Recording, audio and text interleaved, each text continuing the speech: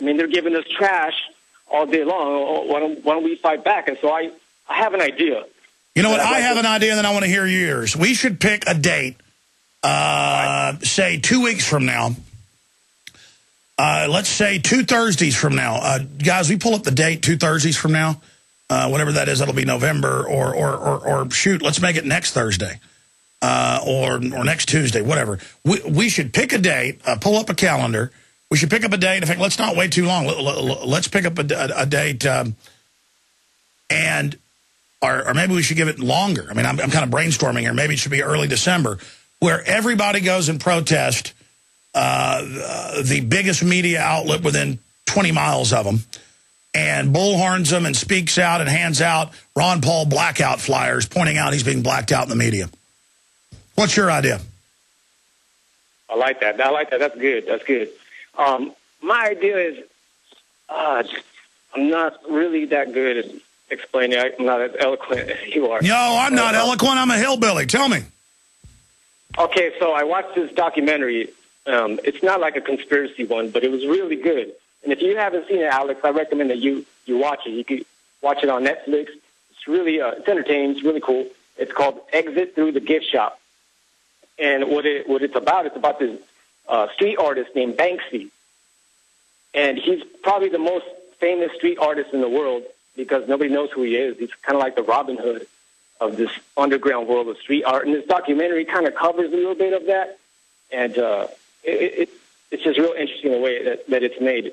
But it has like a twist in the middle of it where it shows you how easy the masses of people can be manipulated or, in a sense, brainwashed to buy anything. They'll just buy whatever. There's even a guy in this documentary who calls himself, he becomes a street artist himself, and his name is Mr. Brainwash. And this is exactly what he does. He goes out and he brainwashes everybody using like propaganda and using hype to think that his art is great when it's really, in my opinion, it wasn't that great. But it's just a really interesting film. The reason why I bring this movie up is because there's another very famous street artist in this documentary, and he said something that was really, I think, is key. I think it's very important. I think we should all hear it. And this guy who said this was, his name is Shepard Fairey. And Shepard Fairey is the guy who created the Andre the Giant. Yeah, he created the Obey stuff, the Obama iconic image, sure.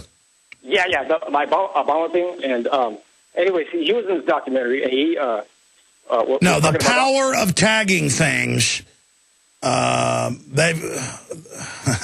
not going to get into it. The point is, yes, this show could launch a national tagging program that would really hurt the globalist. I'm not necessarily saying that, Alex, but what I'm saying... Well, no, but I've never done that. I told people hang the Obama poster in legal and lawful areas, and still they festooned them all over, stuff that was kind of uncivil, but then they were selectively enforced against, and then that made it even bigger news. So briefly, because I want to hear this, what is your idea then? People could paint their own barns, their own cars. I've seen people doing Ron Paul or Infowars.com cars. People could, what are your ideas to really grab people? I'm trying to explain it the best I can. This guy, he said, in regards to talking about this Obey thing, this is what he's really known for. He was talking about it, and he said that when he was doing it, he just started it out as an inside joke between him and his buddies. And he was just doing it for fun, going out at night. And, yeah, he was putting this stuff illegally up on, like, walls, stickers and stencils and stuff like this, and on billboards. Of course, he's doing it illegally, but just if you flash forward years later, like, this guy's made an industry of it. Now Obey is like a clothing line. People all over the world are wearing Obey T-shirts. I have a bunch of them. And one thing he said is... Yeah, I know, and he claimed he was a guy that was anti-commercialism. And so you're talking about creating some type of Ron Paul movement like that. Certainly Ron Paul movement is 100 times bigger than Shepard Fairey. He's more of a leftist. But I do understand taking kind of that model and doing that. That's what we did with the Obama poster. I want to show people right here, and I appreciate your call. Was that the basic idea, Sanchez? Yeah, that was the basic idea. I was thinking, since he did something like that, if we all had just at least one image that we could all at the same time, because that's just one guy that did that. And imagine if just half of your listeners, or even like a quarter of your listeners, were to do that. Then yeah, we could have an image of Obama as a ghoul and put under him murder prize winner. or murderer. And then when people say, why are you calling him a murderer? We say, well, he's the Peace Prize winner. He's for torture and all these wars. And you know what? I think you're right. I think we'll come up. Or Ron Paul. Alex, what about Ron Paul? What do we do with an image of Ron Paul, some kind of universal one that you guys can make the art for? And then it could say, not a puppet, or it could say our last chance. And just everybody, all the info warriors at the same time, puts it out everywhere, because there's so many people that don't even know who this guy is, Ron Paul. No, I agree. That's a good idea. Not a puppet. They fear him. You know what? I will launch next week. I'll get my graphics folks to put it together. We'll launch an iconic image of Ron Paul, his face, with a simple slogan on it. It's a genius idea. God bless you. By the way, speaking of getting the word out, $5.95 for a 25-pack of my bumper stickers at cost. The Infowars.com sticker. The In the Fed, Arrest the Bankers, Infowars.com sticker. The Fluoride, There's Poison in the Tap Water sticker. This has made the news around, that one. 9/11 was an inside job. Right there. Right there. These stickers, 25 of them for $5.95. That is at our cost. Infowars.com. We buy these 20,000 at a pop. Okay, Sanchez made some great points. I want to get to Matt, Lance, Julio, Tina, Zach. I can't tell who was holding when the last hour ended and who's new here. I got George Norrie coming up here in a few minutes, but I will continue with your calls. I'm going to go ahead and go to a couple more short little pieces. Whatever ones we haven't played, Jaron, be my guest. We're going to play the Facebook one, and we can also play the Denver Airport and the Hop Dotties one about the fluoride stuff if you want. So, yeah, play whatever you want while we're getting George Norrie on the line. And then we'll talk to George for 30 minutes, then we'll go back to your calls, and then David Icke's coming up and a bunch more. We're broadcasting, if you just tuned in and we're watching, for 27 hours straight. And we are now into almost the end of hour number 5. And I'm going to go until a little bit past 5 o'clock. And then my first real break, Mike Adams is going to be in there for a couple hours. And then he's got a bunch of guests lined up and information, your calls and news, a bunch of breaking stuff about evil raw milk criminals that need to be arrested for drinking it now. So that's coming up. And we'll get into all the other people. Alfred Adass, Tex Mars, Mr. Corbett of the Corbett Report, Springmeyer's coming on, Aaron Dykes, Paul Watson, Richard Reeves, Gerald Salente, Jim Mars, Chapman. It's all coming up.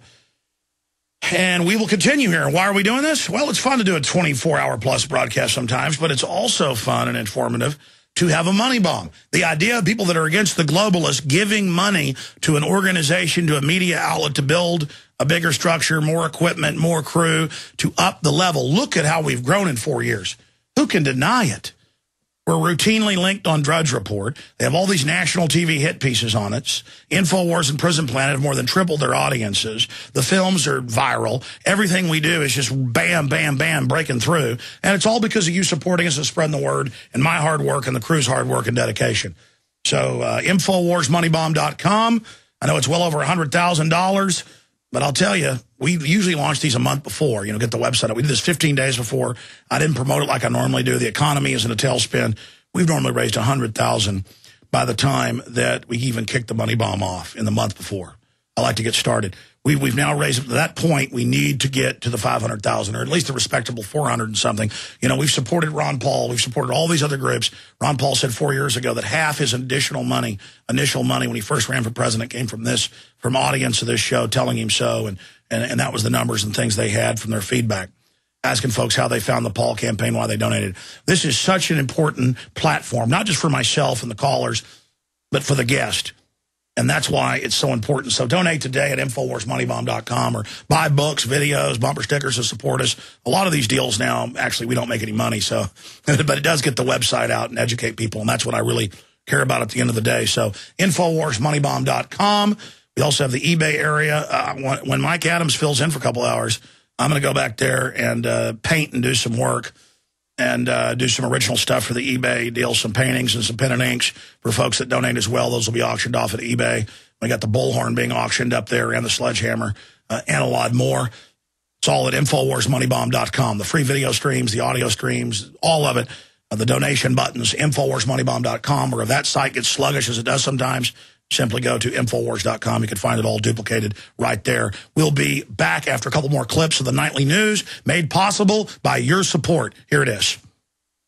Recently, as a reporter for Infowars, I tried to log back into Facebook and it wouldn't let me. It wanted me to identify myself not with my passcode, but by showing me obscure pictures of my friends and family.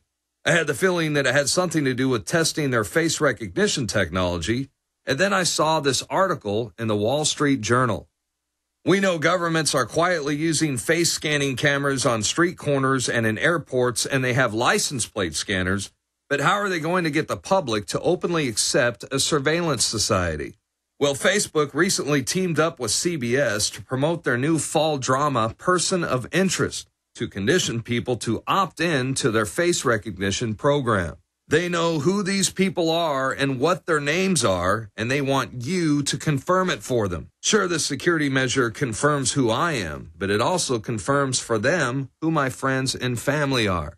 So I went out to the street to find out what people had to say about all this. I tried to log on from a different computer that I never used before, and Facebook prompted me to say, look, we want you to go through a series of face recognition. The questions and like showing you the pictures of your friends and stuff. Sure. They want you to identify all those pictures of your friends. I guess it's just a privacy and like more of a protective measure because I know people's accounts get hacked a lot. So maybe they're trying to actually help us out by giving us a little quiz.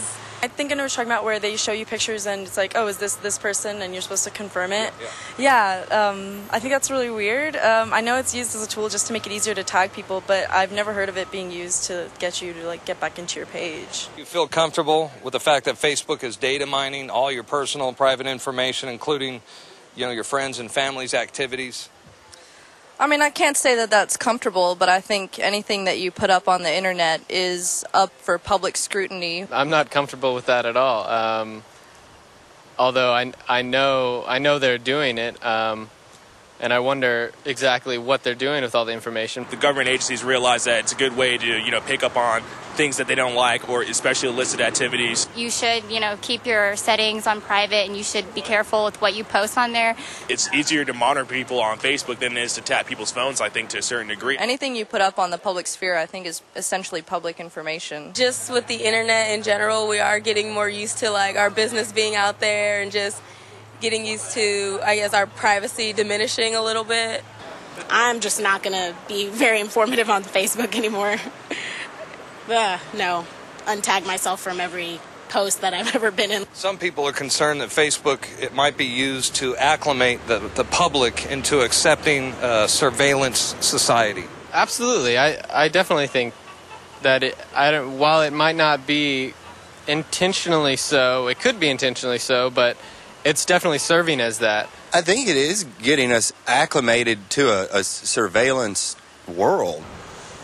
That sounds a bit 1984 and creepy.